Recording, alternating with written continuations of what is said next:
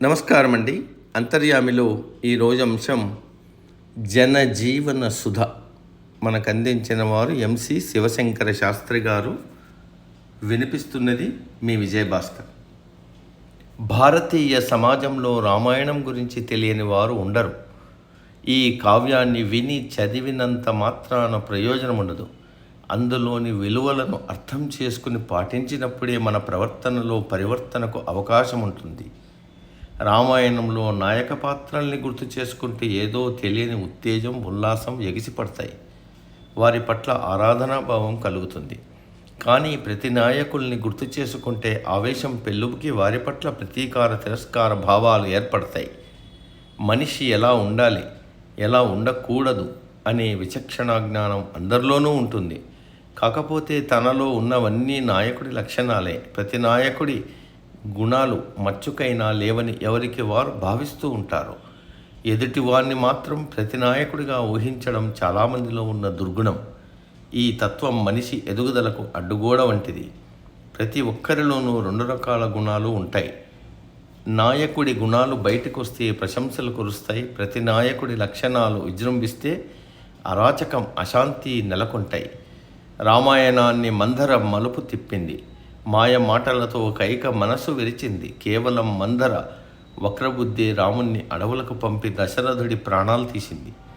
వ్యక్తిలోని దుర్గుణాలు బయటికి వచ్చాయంటే ఊహకందని విషవలయం ఏర్పడి అపార్థాలు సృష్టిస్తుంది. మందరలా మాట్లాడేవారు సమాజంలో చాలామంది ఉంటారు. అయోధ్యకు తిరిగొచ్చిన భరతుడు జరిగినదంతా తెలుసుకుని కోపంతో తల్లిని దూషించాడు. తిన్నగా రాముడి దగ్గరికి వెళ్ళి అయోధ్యకి తిరిగి రమ్మని బతిమాలాడు. చివరికి పాదుకల్ని తీసుకెళ్లి పట్టాభిషేకం చేసి అధికారానికి, కీర్తి ప్రతిష్టలకు అతీతుడినని నిరూపించుకున్నాడు. ఇవన్నీ చూసి భరతుణ్ణి కొనియాడుతున్నామే కానీ ఆయన ఆదర్శ భావాలను మనం ఎంతవరకు ఆచరించగలుగుతున్నాం? రామ లక్ష్మణులను చూసి శూర్పణఖ మోహించింది. వారు తిరస్కరించారు. అందుకు ఆమె తన అన్న రావణుడితో వారిపై లేనిపోనివన్నీ కల్పించి చెప్పింది. ఫలితంగా యుద్ధం జరిగి రావణుడు మరణించాడు. రావణుడు సీతమ్మను తీసుకెళ్తుండగా జటాయువు అడ్డుపడి అతడితో పోరాడి అసువులు బాసింది. నేటి సమాజంలో పట్ట పగలే ఆడపడుచుల పట్ల అకృత్యాలు, అత్యాచారాలు జరుగుతుంటే చూస్తూ వెళ్ళిపోతుంటారు చాలామంది.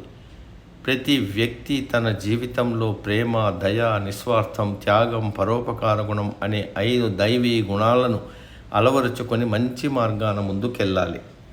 క్రూరత్వం, కపట స్వభావం, నిర్దయ, స్వార్థబుద్ధి వంటి అసుర గుణాలను దరి చేరనీయకూడదు. మనిషి ఎలా ఉండాలో, ఎలా ఉండకూడదో రామాయణ పాత్రలు చక్కగా చెప్పాయి. ఈ కావ్యం బోధించిన జీవన విలువల్ని అర్థం చేసుకొని పాటించగలిగితే మానవ జన్మ ధన్యం. సమాప్తం. సర్వే జన సుఖినో భవంతు. అందరూ బాగుండాలి, అందులో మనం ఉండాలి.